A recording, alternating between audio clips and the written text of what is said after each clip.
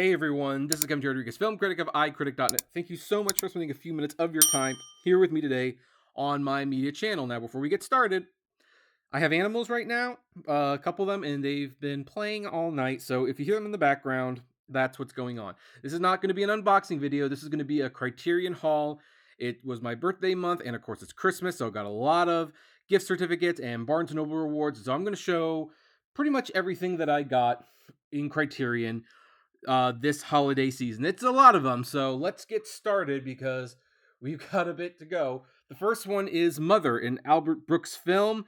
This stars Albert Brooks and Debbie Reynolds. I have not seen this, but it's a 4K and Blu-ray combo. I'm more or less focusing on getting all of the 4K releases now and putting the Blu-rays in the back burner because Criterion has been slowly re-releasing a lot of those movies on 4K. So, I don't think this was one of them, but that's the first of a 4K. All right, the next one we have is Paper Moon.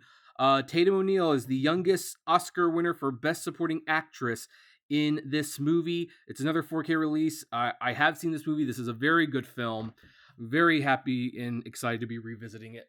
One that I saw a long time ago, but would also be looking forward to rewatching is Shaft, another 4K by Gordon Parks. By the way, this was Peter Bogdanovich.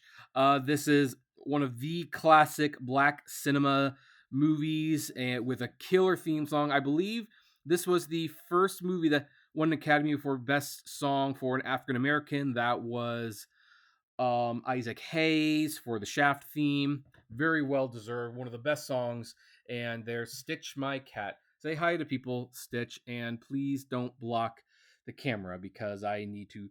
Okay, we'll continue. The Adventures of Baron Munchkin, a film by Terry Gilliam. I have actually not seen this movie, so I'm looking forward to watching it 4K. As you can see, now a movie that I have seen, The Virgin Suicides by Sofia Coppola. I'm not entirely sure if I like this one, to be honest, but it remains a very interesting movie, and I remember seeing it in film class. That was like more than 20 years ago. Maybe I'll have a better opinion of it now, watching it on my own time. And then we have Blowout, Brian De Palma film, 4K. Have not seen this one either. Yes, there are classic films I have not seen, so I'm looking forward to watching that one. Another one that I haven't seen, Demon Pond by Masahiro Shinoda. Another 4K release. This is apparently a Japanese horror film. Not much of a horror film fan, but hey, if it's in the Criterion collection, I will give it a shot. Now, this one I have seen. The Shape of Water by Guillermo del Toro. This was a Best Picture winner. I already had this on Blu-ray. This is an upgrade, 4K obviously, and we'll definitely look forward to watching that in 4K.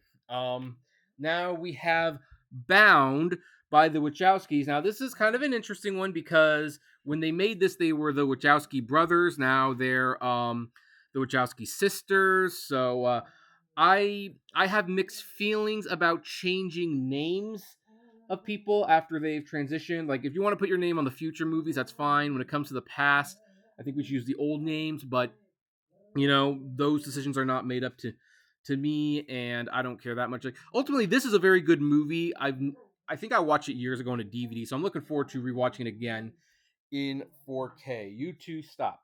You two be quiet. You can hear the dogs. Another one that I've seen, Funny Girl, with Barbara Streisand and Omar Sharif. This was actually directed by William Wilder, which is kind of interesting because, I always think of William Wilder as like Ben-Hur and things like that, but he also directed this funny kind of musical movie. So, yeah, this is a very funny movie, and I believe Barbara Streisand won.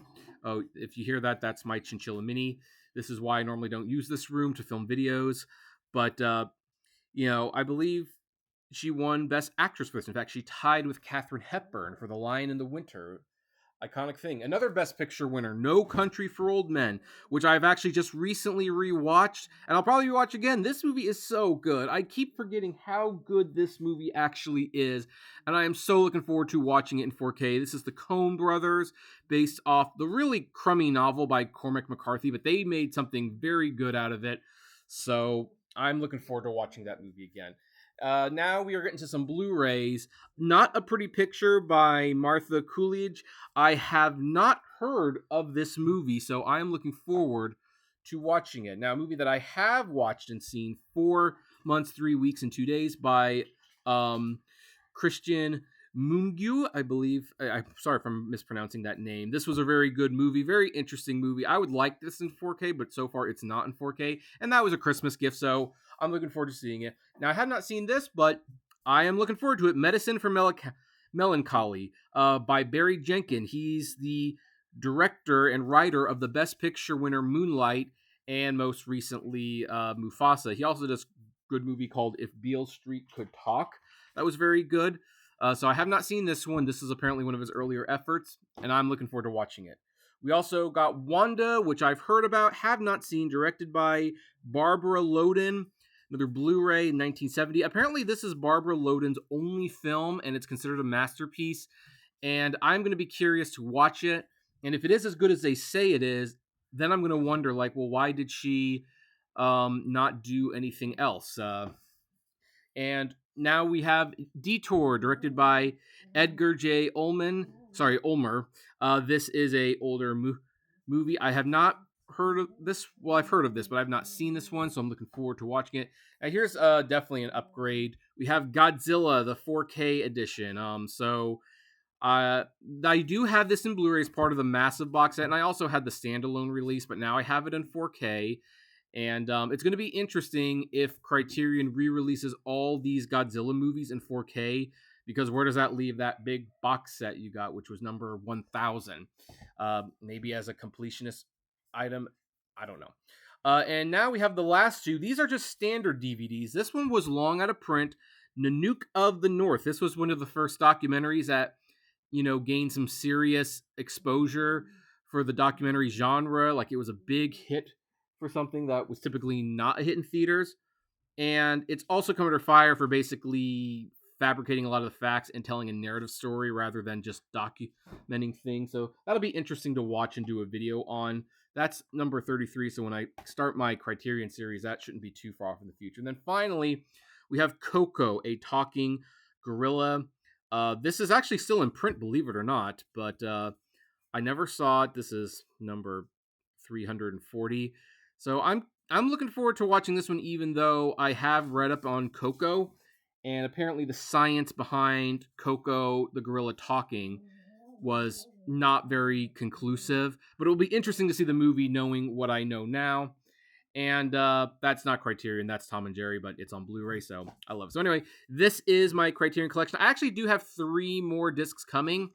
And I'm sorry if the folks is going in and out. This is the first time I'm recording with my new Surface, and it will probably be the last time I record with my Surface. But I'm curious, do you have any of these titles? What do you think of them? Which ones did you get on your haul this year? I would love to know. Comment below. And as always, flame responsibly, and I'll see you at the movies. Take care. Hey, you made it to the end. Thank you so much for making it to the end. Just a few more things. First of all, the names that you see on the screen, these are our Patreon and YouTube member supporters, and I thank each and every one of them. Their support helps me make exclusive videos for Patreon and YouTube members, as well as keep the channel running, and of course is just of huge kindness to me. Also, don't forget to check out the iCritic-led podcast on Spotify, Apple, Google, Deezer, whatever podcasting service you listen to, it is there. We definitely want to see you there. And hey, there's also other videos that you can check out. So, check out these other channels, these other videos, especially that one. I think that's a really good one.